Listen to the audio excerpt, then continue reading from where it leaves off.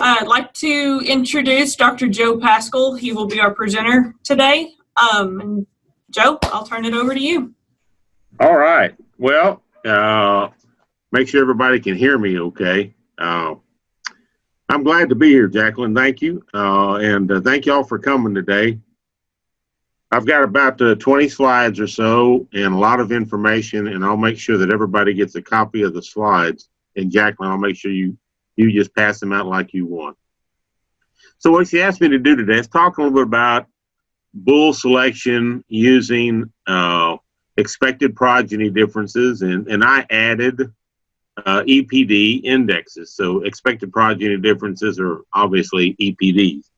And so what we've done is, instead of you selecting for 2 or 3 EPDs that you like and then trying to figure out how to maximize their use, the breed associations have come up with indexes that combine them. And so we'll talk about some of those. So if you've never heard the term EPD or expected progeny difference, this is what it is. It's a genetic prediction of how future progeny from an animal, in this particular case, a sire, but cows, we also calculate EPDs on cows, are expected to perform compared to progeny of other animals in that breed for a given trait. So that sounds really complicated. But the way that these are done is that, for example, and I'm going to use Angus as the Angus breed as an example. I'm not necessarily a fan of Angus cattle, but I will admit that they have one of the most complete sets of data, a large number, millions of records, and are probably doing the most in this area right now. And so we're going to use them as a source of information.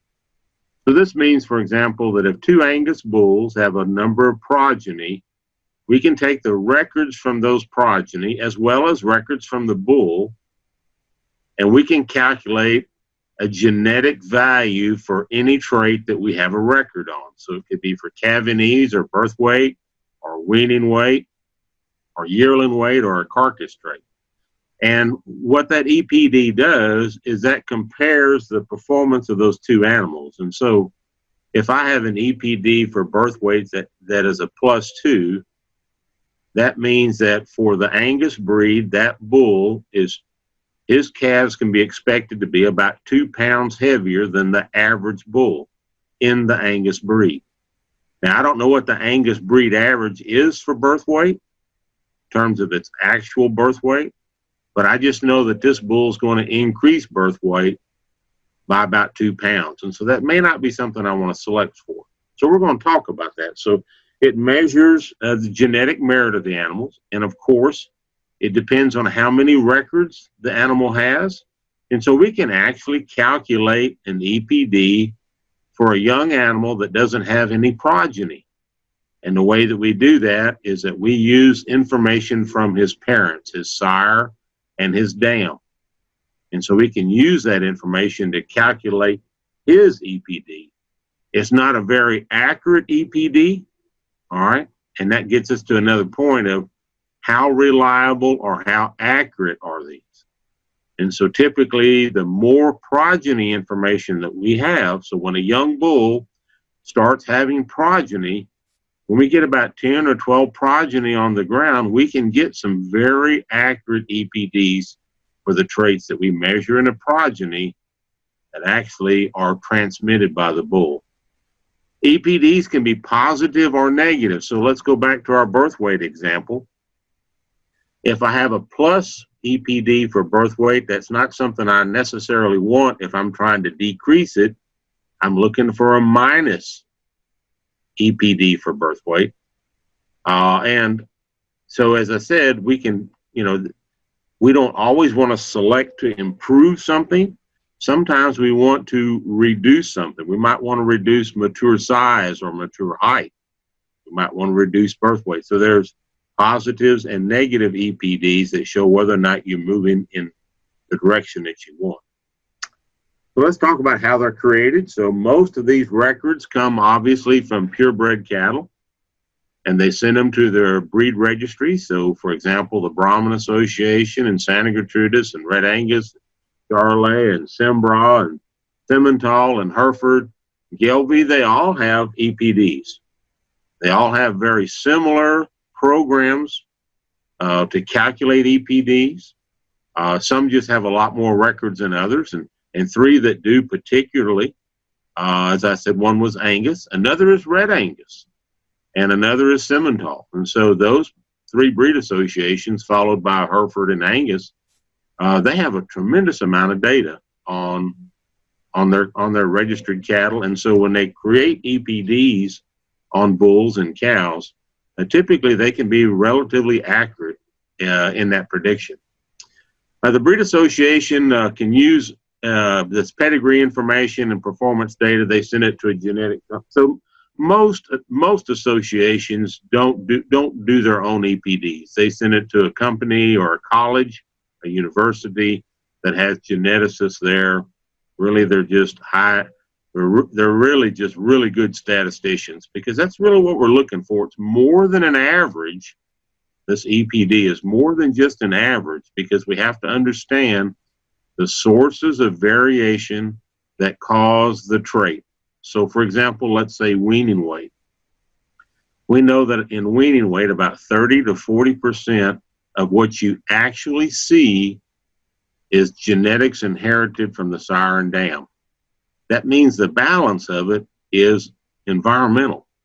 It might be the pasture that the calf was on. It might be the amount of mother's milk that calf received. It could be a lot of things. It could be the fact that suddenly we got into a drought. And so they tease that information out so you can actually get some sort of a genetic value. We already said this already, but it bears repeating that the EPD of a breed or an individual will change with additional information. So some breed associations collect data for an entire year and then run their EPD analysis once a year.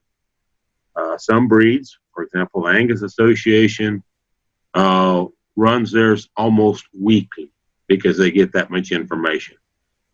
They don't publish a sire summary weekly, but if you go to their breed association website and you're looking up a bull from maybe 2 or 3 weeks ago, and then a whole slug of progeny information was submitted, that EPD could change because they've included that information on a weekly basis. And that comes to my last point down here, that use the most recent EPDs when you go to look for young bulls or old bulls for selection. And I'll show you some examples later of what we're talking about, how this can change. So they require accurate records, and this is something I really try to emphasize for the guys that are collecting this information, as well as the cattle producers that are using it. The premise is that nobody's guessing. Okay, nobody's saying, oh, that calf weighed 80 pounds or that calf weighed 500 pounds. In fact, there are editing programs that are used by the companies and by the breed association that looks at progeny information submitted by a bull, and they look for non-typical distribution of traits. So, for example, if I sent my birth weight records in on my bull and it was 80 and 80 and 80 and 80 and 80, and then maybe there's an 82 and then there's an 84 and 85, they're going to question how that bull could have the majority of his calves born at 80 pounds. And that's true for all the traits. And so they have sort of an elaborate checking system. But we tell breeders that they need things like breeding date, birth weight and date, weaning weight and date, yearling weight and date, scrotal circumference and date, carcass weight measures, a lot more breed associations, because it's costs a lot of money to collect carcass data. You know, you have to castrate a bunch of steers and put them on feed, and then you have to wait for those animals to be sold and then collect that data. So there's a lot of time and money involved. A lot of breed associations are moving to the use of ultrasound for carcass information. Ultrasound's not new. It's been around for 50 or 60 years now. But most of the time what we can do is we can use that ultrasound and make good carcass merit decisions. Sire and dam must be accurately identified. So not too long ago, we did a study that looked at, in our research herd at Texas A&M McGregor, we actually had about a 10% error rate in identifying the accurate sires. We got it straightened out, but people get tired. They misread numbers. And so in terms of AI and embryo transfer, very important to write down those cane codes. But now that most of the time that we're looking at this information, we have genotypes of sires and sometimes dams, but almost all the sires have genotypes. You can accurately identify them very easily. Then these calves are grouped by sex, so all the males are evaluated together, all the bulls are evaluated together, all the females are evaluated together by breed, by management group. So and this is the deal about these management groups, is that they never get larger, they only get smaller. So all the calves born in the springtime, all the males are in one group and all the females are in another group. But let's just say we decide to keep 5 of those male calves as bulls and we have the rest of them. Now we have a separate management group. We got spring bulls, and we have spring steers, and we have spring heifers. And so you can see it's very important to pay attention to how those animals are grouped. And I point that out because as users, we can have some confidence that we're not picking up environmental effects. The fact that maybe some of those animals were bulls in there and not steers, and they actually gained a little bit more. Well, no, because they're in a separate group. So the beauty of the EPD is that we can estimate the genetic value in traits that are only expressed in one sex. For example, milk production. We don't really measure milk production. What we measure is additional pounds of weaning weight produced, out of calves by that bull's daughters because of their increased milk production. That's a convoluted way of saying that we're actually looking at milk production in the bull, but we're looking at whatever genetics that bull has for improved milk production in his daughters. Traits that are hard to measure, so feed efficiency, tenderness, those are hard to measure because it takes time, takes money. We have to feed those animals. We have to harvest the carcasses, things like that. Traits later in life, carcass weight, any of the carcass traits, and traits measured in dead animals. So it's important that we can actually use EPDs for a lot of traits that are difficult to measure. So we already talked about this just a little bit. That top graph on the right-hand side shows some sort of unusual frequency distributions in that bar chart in birth weight. So we had an abnormally large number of 75 or 80 or 85 pound ones. Typically, we should see what's considered to be like a normal distribution, like a mountain that has relatively equal sides and slopes. And so that's sort of an area that we worry about. Sometimes that data can be corrected. Sometimes it is thrown out. And then down here at the bottom, this is 2 different sources of information. So in one particular case, on the blue line, they're using hoof tape. In the red lines, they're using scale weights. And so you do see sort of a normal distribution for scale weight. I realize that we've got some holes in it, but typically it's a normal distribution. Scale weight is a little bit higher at the top, but one thing that stands out, and I think y'all can all see this, is that there's a whole lot less variation in hoof tape measurements than there are in scale tape measurements, scale measurements, excuse me. And that is an issue. So if you use if breeders are using hoof tapes, I know a lot of Brahman breeders use hoof tapes to measure, you need to make sure that you measure it correctly and within the right time period, because there's no way to go back and correct that. So that is an issue that these guys look for. Selection. So if we don't report all the animals that are born, that can be an issue because then we have what's called selection bias. And it's real easy to think about if you have 10 animals and you only pick the top 5 to report, you actually reduce, the differences of the top 5 animals because you've gotten rid of the bottom 5 animals.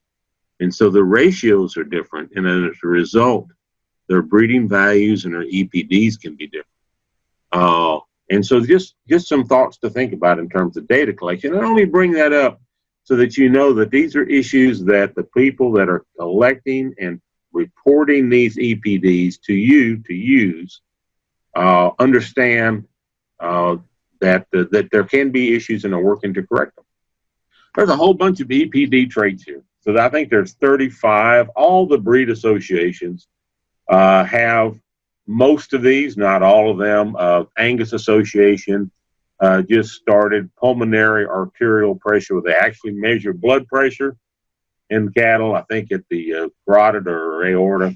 And it's basically for cattle that are in high mountain areas. They get an enlarged heart, and so you want to select for lower pressure, just like you do in cattle, do in humans, excuse me. But you can see all these different EPDs, and you wonder which ones are important to me. Some of these, like for example, docility. Foot claw, foot angle, foot structure. I think those are things that as individuals you can easily see. Did the cow run at me or away from me? That's a good indication of whether or not she's docile or not. Others, for example, like maintenance energy or scrotal circumference, they may not be as easy to measure. And so an EPD is very useful in that particular case. And so we'll talk about some of these. So what the breed associations have done is that they have looked at all these different EPDs, and they said, okay, which are important for maternal traits? Some of them make perfect sense, right? So udder suspension or maternal weaning weight or milk, heifer pregnancy, those would be maternal traits. Which are growth? So weaning weight, yearling weight, right? Average daily gain. And so they went through and looked at these, and basically what they have done is they have come up with an index. And so think of an index as a group of EPDs that are important, that are weighted, okay, that are adjusted by their economic value to a commercial producer. Okay? And so that's what we have. We call them indexes, and indexes have been used in the dairy industry since about 1940. And we know what it's done for milk production in the dairy industry, so we know that it works. We know that indexes work. And so these are some maternal indexes, and the first four there, didn't put Angus. I figure Angus are going to get plenty of credit for this already.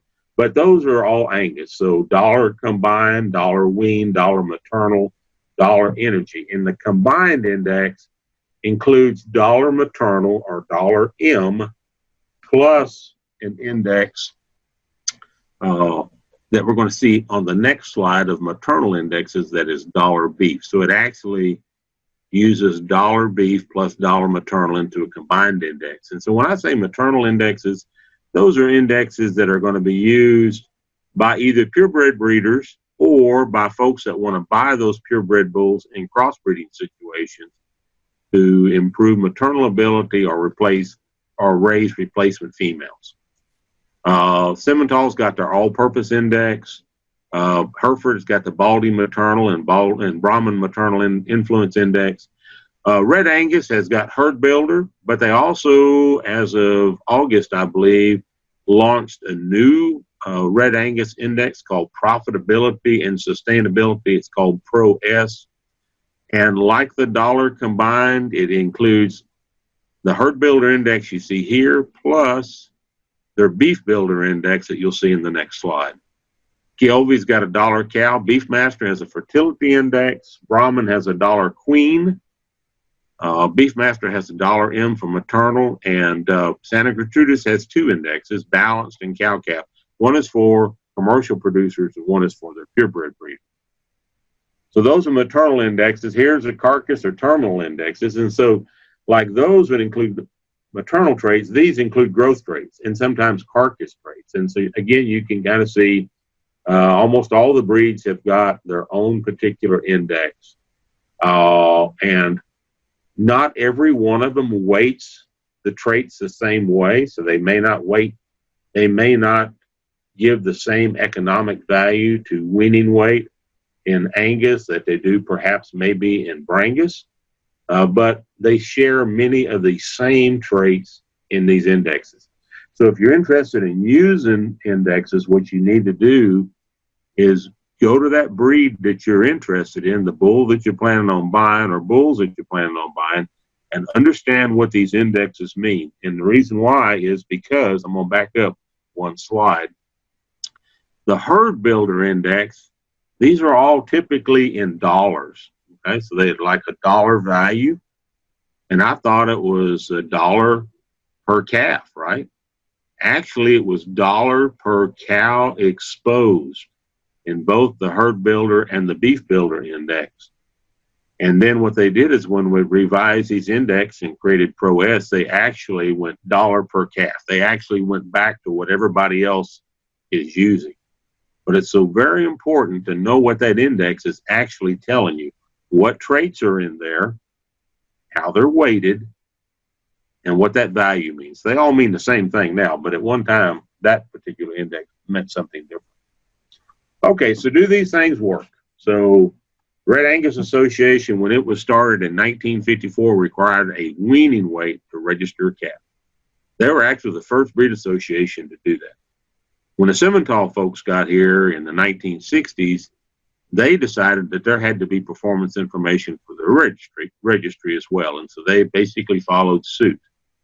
And I don't remember the exact date, but it was in the early 60s. And then so other breeds have sort of followed trend, but nobody's actually requiring a registration, a performance record before they can register, except for those two groups as I recall. So these are just genetic trends. So this just shows whether or not do these EPDs, have they worked? Have they gone up over the years? And so there's a number down here. I'm not going to pick on all of them, but if you look at, in general, they're very low on the left and they're higher on the right, which means that over the last 30 years, at least in Angus, and I can show you this in any breed that you'd like that has EPDs, we've seen these genetic trends. Not all of them, okay, are going up like you see that very top one, okay? And that very top one is Angus genetic trend by birth year using $B values. Okay, so $B is an index, and it's probably the most widely used index in any breed. Even though it is a terminal index, everybody's using it. They probably should be using $wean if they're selling their calves at weaning. But if you also look at some others, some of them are relatively flat, okay? So if we look at some of these others, that they are not quite as aggressive in their approach to selecting for them.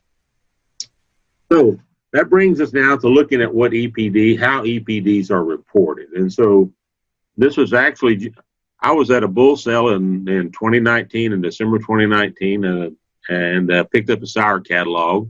And that was sort of the impetus for me thinking about this particular talk. And so in the spring of 2020, Angus Association put out, this is their breed averages EPD. This is on their website. You can look this up. You can look up any breed averages by going to their breed association's website. So here we have current sires and main sires, supplemental sires, and you see the examples down here. And they actually have a requirement, how many progeny, the accuracy of the EPD. So let's just stay with current sires because that's what most of you would be interested in. This is Cavanese Direct, and so most of these also have an explanation of what the different EPDs mean.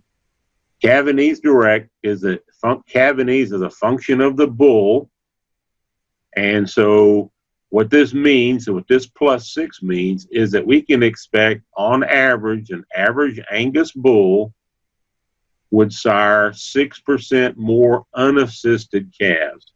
Now, that doesn't sound like very much, but there are some bulls in the Angus evaluation that are +20 or higher, which means that when sired out of heifers, we expect 20% more easy births. And I know that everybody's calved out heifers, and I think that would be a plus to have a bull like that. Birth weight EPD. Now, if I'm looking for a Cavanese bull, I'm really going to ignore birth weight because Cavanese includes birth weight. A lot of folks don't realize that. They try to select for birth weight and Cavanese simultaneously. Fact of the matter is that Cavanese Direct, okay, includes includes any function, any genetic function of birth weight. But you can kind of go across weaning weight, yearling weight, residual average daily gain, dry matter intake, yearling height, scrotal circumference, docility, claw and angle, heifer pregnancy. So this is a relatively new one. Heifer pregnancy. So we're looking at the average Angus bull, okay? His daughter's heifer pregnancy rate almost 11% higher on average. Cavanese maternal. So this is a function of Cavanese of the dam. And so typically Cavanese direct and Cavanese maternal are considered to have no relationship genetically, but there probably is a slight genetic relationship. So the genes that promote Cavanese in the sire may not promote Cavanese in the dam, and that's a function of basically size. Okay, so this is +9. In Brahman cattle, I can tell you that Cavanese direct is pretty low because birth weight's going to be very high. But when we get to the maternal side, look at Cavanese maternal and Brahman influences, it's very high and very positive. And so Brahman influence females, Brahman females, Beefmaster, Santa Gertrudis, Cimbra, Brayford, Red Brangus, they typically have a little bit higher Cavanese maternal as a result. Then there's mature weight, mature height, and then one of the first of the indices, dollar energy. And so those are cows that have a higher or more positive value, okay, or more efficient. Okay. And so what that is a function of ability of the cow to put on fat, maintain herself. Carcass weight, marbling, ribeye area, fat thickness, these are all carcass traits. This is in pounds, this is in marbling score, this is in square inches, this is in inches of fat. And then here are all the index values, dollar maternal, dollar weaning, dollar feed, dollar gain, dollar beef. And those are dollars, okay? Dollars per calf that you would expect using an average Angus bull. So that's the 2020, spring 2020. Here's fall. So we're gonna pick on just a couple of things, okay? So if we look at, first thing that, if we look in here, okay, this ends at dollar beef, okay? And now we have a new index, right? We have a new index. Here's dollar beef, now we have dollar combined. And then if we go back down here, we have a new EPD, PAP, pulmonary arterial pressure. So there are reasons, besides just getting the most accurate information, there's also additional information. So it didn't, some of these numbers don't change very much. I have millions of records, okay? So the numbers don't change very much on average, but individual bulls will. So let's look at this. So this comes out of a sale catalog. I borrowed it, and the names are hidden to protect the innocent, and the brands are covered up. But here's two bulls, okay? Remember, you can't use it to predict progeny performance, but you can use it to compare the progeny of two different bulls. And so, these two bulls, there's some differences. The bull on the left has about half the Cavanese direct as the bull on the right. It's got a higher birth weight, okay? Weaning weight's a little bit lower. Yearling weight is a little bit lower, obviously. Dollar beef is quite a bit lower. Dollar combined. So you can kind of see there are differences in these two bulls. And so let's talk a little bit about them. So we can look at marbling because it's Angus. And that's what they're big in. That's what they like. And so, it's about 3/4 of a marbling score higher. I did look at these two bulls the other day, and their most recent carcass information, the bull on the left is, the bull on the right, his marbling score is 1.67. The bull on the right dropped to 0.8. So actually, the bull on the right improved his marbling score because of increased progeny information. The bull on the left actually reduced his marbling score because of more progeny information. And that's why you need to use the most recent information. And so all I did is I just looked this bull up. I went to their website, and I typed in this particular bull on the right. I typed in his registration number, and here's the records that came up. One thing I really like about a lot of the breed associations is that they've sort of made sort of a bar chart, okay, that shows how they relate, how they rank in terms of the different EPDs. And good golly, Miss Molly, you can see that the Angus Association has a lot of EPDs. This is if they're average, okay? So on the left-hand side, they would be below average. On the right-hand side, they would be above average. I'm not sure that they all have to be above average, okay? It sort of depends on what it is that you're interested in. I'd like to have easy calving, good weaning sort of calves, because that's what I'm a commercial cow calf guy. That's what I want to do. If I were feeding these cattle, okay, I'd want good weaning weight, good yearling weight. I'd want marbling score. Okay, and you can look at this bull. He's a good bull. The way that you read this is that the further they are over here on the right hand side, the higher they are in the breed. So if he's like here for this is dollar energy, this bull is like in the 95th percentile for dollar energy. That means that 95% of the bulls are better than he is for this particular trait. If you look up here for calving ease, okay, he's in the 10% percentile, which means that only 10% of all the Angus bulls that we have EPDs for are better than he is. And of course, that's what it says right here, okay, up here in the top right-hand corner. All right. What I did here, this is just their percentile chart, and I'm just showing you that you can go around and look at different things. And so I'm going to back up one slide. His marbling score was 1.6. That's what the red circle shows. Now we're going to go back over here, and you can see that for marbling, he's way up there. Okay, the top 1% bulls, the bulls that are the top 1% of the breed are 1.35. That's where they start. This guy is 1.6, and now he's 1.67. So he's way up there. He's a marbling bull. If you want to buy a marbling bull, he's the bull to buy. And that's how you read these things.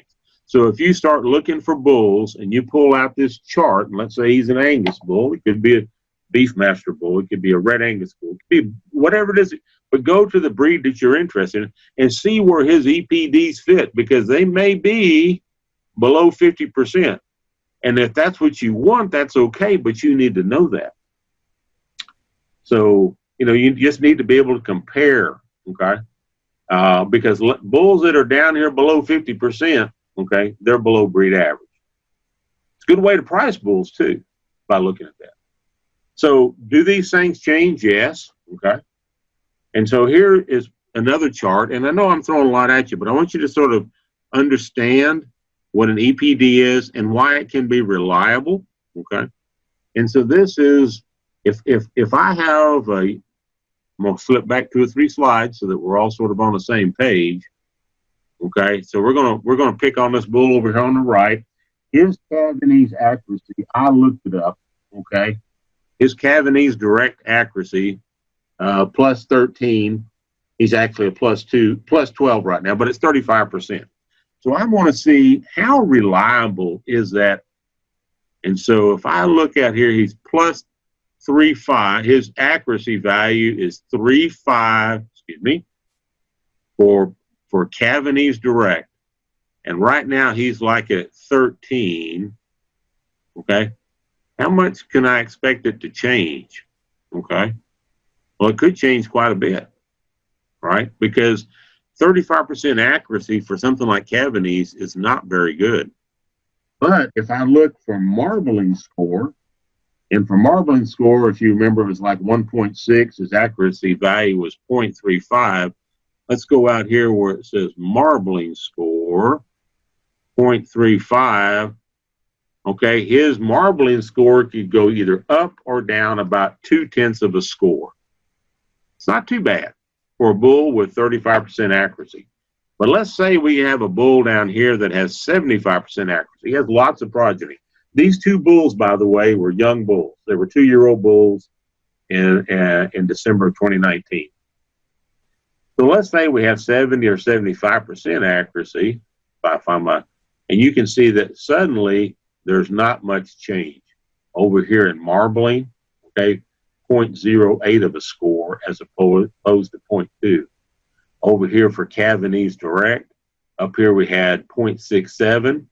By the time we get to 70 or 75, we've cut it to less than a third of that.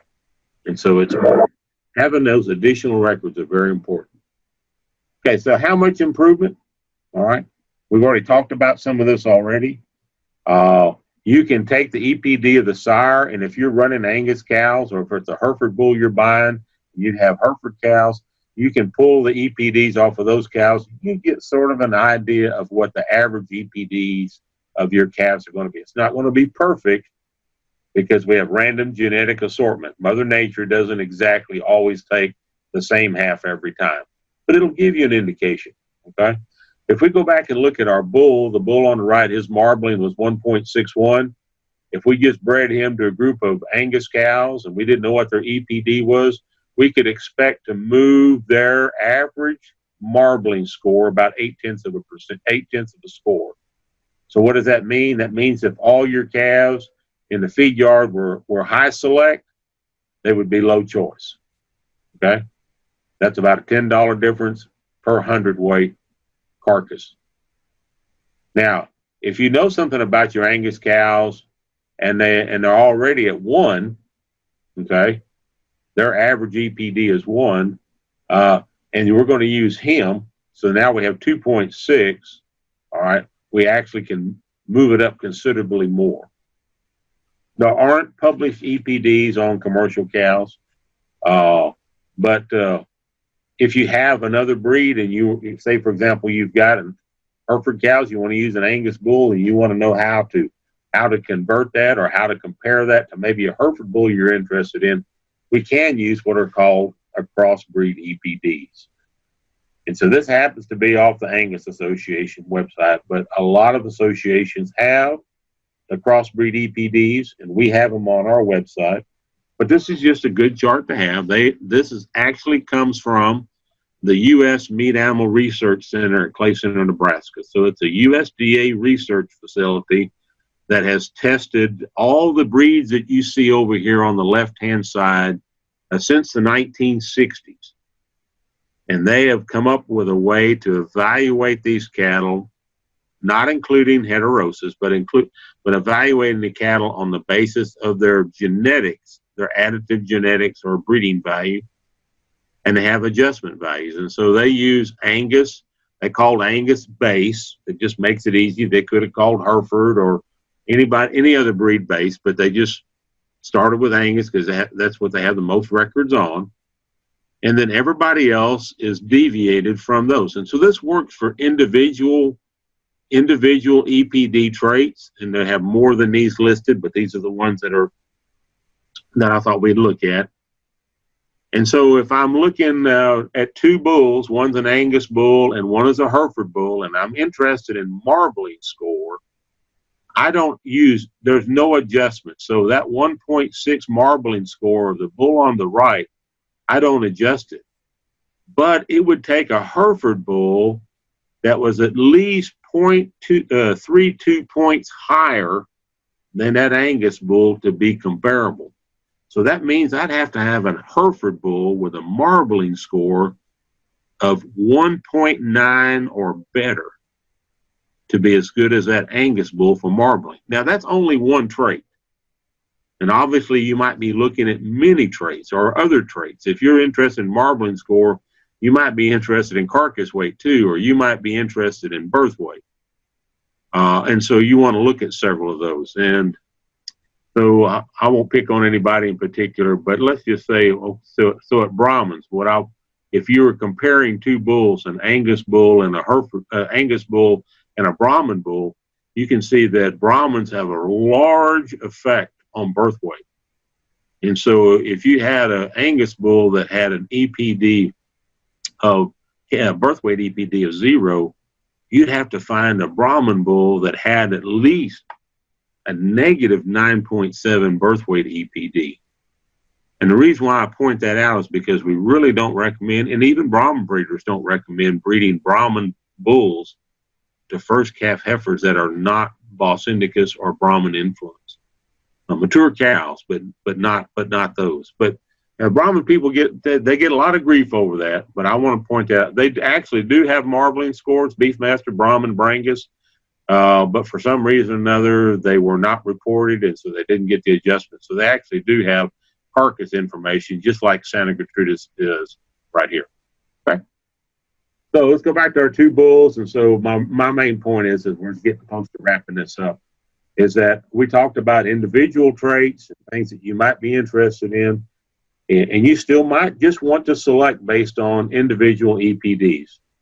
Find those traits that are most valuable to use. And so for me as a cow-calf producer, when I look for bulls, I look for calving ease and weaning weight.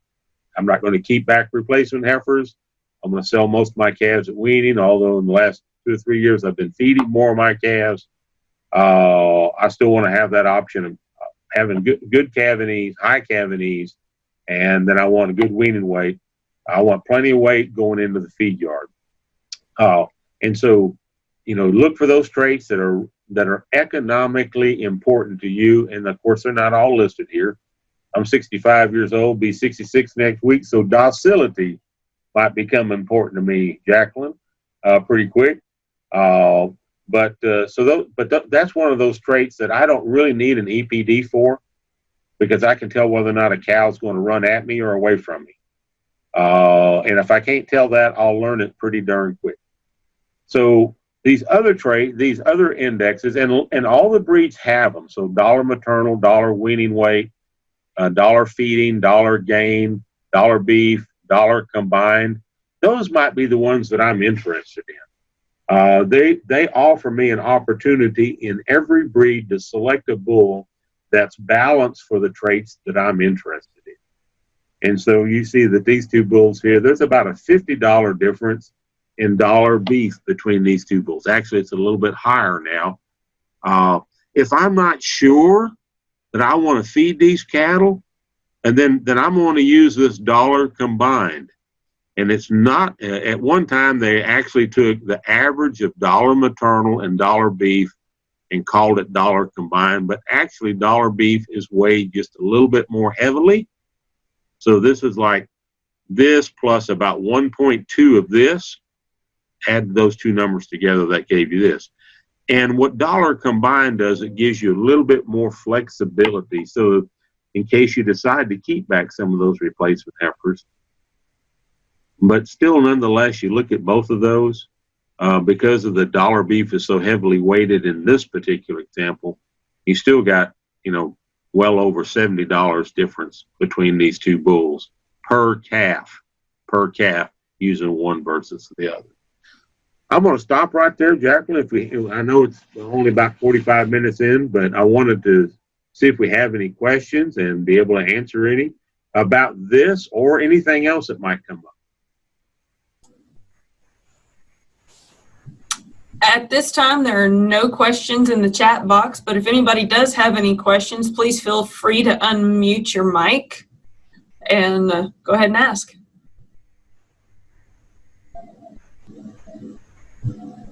Do you have to unmute them, or do we have to unmute them, or can they? No, they can unmute themselves. Okay.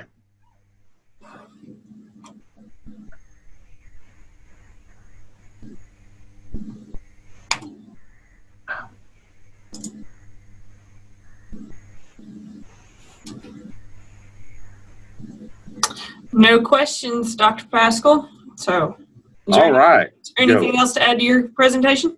No, we didn't talk much about breeds and about how breeds can be combined. And the other thing to remember is that when you look at the crossbreed EPDs, or even using these bulls on a different breed, that there's always the added value of heterosis,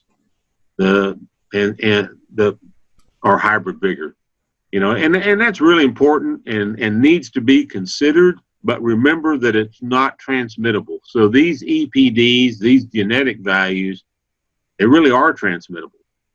And so a lot of folks have been using them for a long period of time. They do work, but it is very important to carefully select the traits that are of value to you. And to be quite honest with you, don't always select to improve traits. Set a target that you're interested in achieving, either in terms of calving or birth weight, or weaning weight, or milk production, or whatever it happens to be. And once you get there, don't go beyond that. And I'll give you an example. So if we continue to select for increases in calving, and we find a bull that has a calving of plus 40, let's just say, calving of plus 40, chances are, okay, we're going to be selecting for calves that are very light at birth, okay, because that is a component of calving, and then those calves could actually not survive, okay? They could be non-viable. In other words, they're so light, they're so small, they're so weak, they're so tiny that they just don't have any survivability. And so that's an example of carrying a trait to an extreme that it actually impacts other production traits. So sit down with your crew and put together a set of goals that you want to achieve. And once you achieve those goals, look for bulls that fit them, that don't pass them up. Okay? So, Dr. Pascal, along those lines, when you're talking as far as single trait selection on that, is that one of the reasons why some of these breeds that have been using these EPDs for herd sire selection have gotten into some of, for lack of a better term, wrecks? Oh, yeah. That they have gotten into in terms of having to go in to do genetic testing before anything can even be registered? Yeah, and so, I don't know if it's completely single trait selection, but it is dominant. There's a dominant trait, and we'll pick on the Angus guys. So for years, they selected to improve marbling, and there was some pretty close breeding at times. And I'm not going to say it's inbreeding, but by close breeding, I mean some relatively small pools of related bulls. So in any breed, we can have genetic abnormalities. Generally, they're recessives, okay, which means that you have to have both genes in order to express the trait. Horns, for example, in Boss Stars cattle, that's a recessive condition. Those genes are floating around in the population at very low frequencies, which means that very, very few animals have them. And so it's very remote that two animals that are carrying the recessive gene might actually mate and produce an offspring. Well, that's true if you have millions of animals or tens of thousands of animals, but suddenly when you get a group of sires that are represent 100 in the breed, and they're closely related. They might be brothers, they might be parent offspring, they might be even uncles, okay, or half brothers. Then suddenly the opportunity for several of those bulls that might be carriers of that gene, okay, to have offspring that are mated to each other. And that's sort of what happens is because those bulls were admired for marbling and carcass, primarily marbling, but other carcass attributes, and it became very popular and very widely used in the breed, that's what happened. But that's happened in any breed. That happened in the Charolais breed back in the 60s, in the early 60s. Every breed has got those sort of issues. But that's why it's important to look for more than just focus on more than just one trait. You have to focus on it's good to focus on several traits. Now, the other thing that I'll tell you is that all these bulls have pedigrees, and so it's important to look at the pedigrees because they'll tell you a lot too about how close. I'm not too worried about using closely related bulls, particularly in breed like the Angus, where they've done genotyping on all these bulls.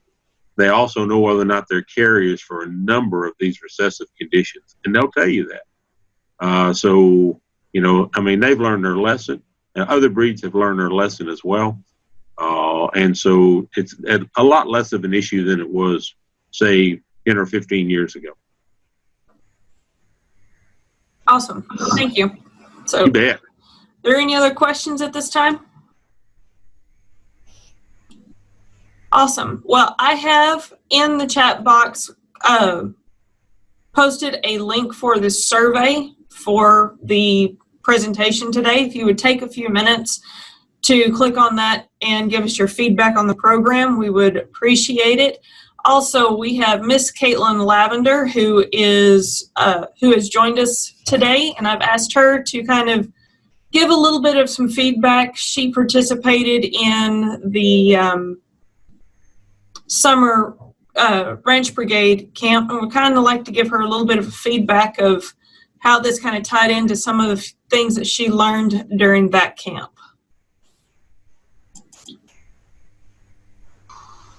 Caitlin, I've unmuted you, so it's all yours.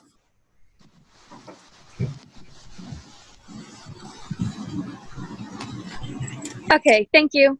Can everyone hear me all right? You're good. All right.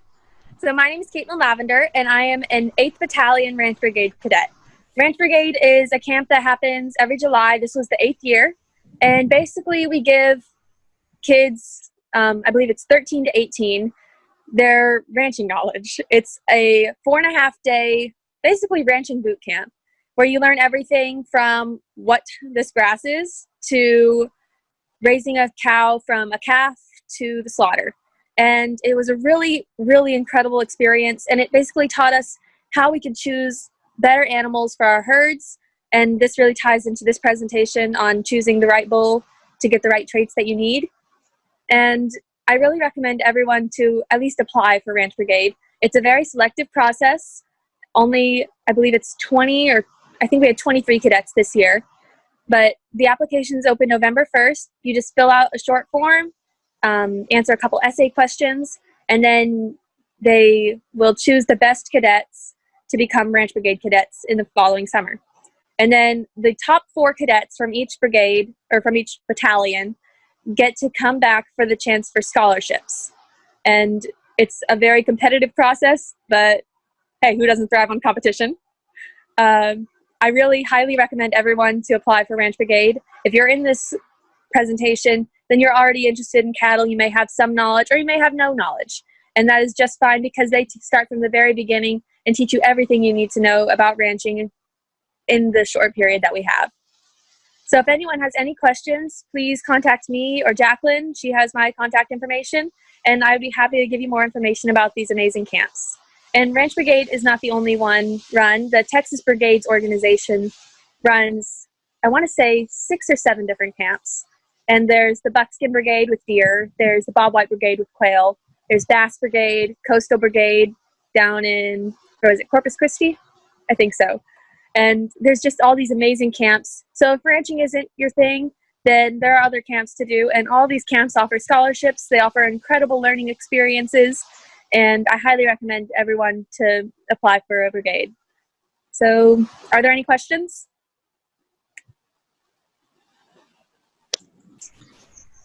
Doesn't look like there's any in the chat box, but thank you, Caitlin. I appreciate that. So again, thank you for everybody that participated. This session was recorded. I will be sending out the recording link either later in the day or next week to where it will be posted. Dr. Pascal, again, thanks for being with us today, and I hope everybody has a wonderful afternoon. Absolutely. Glad to do it. See y'all later.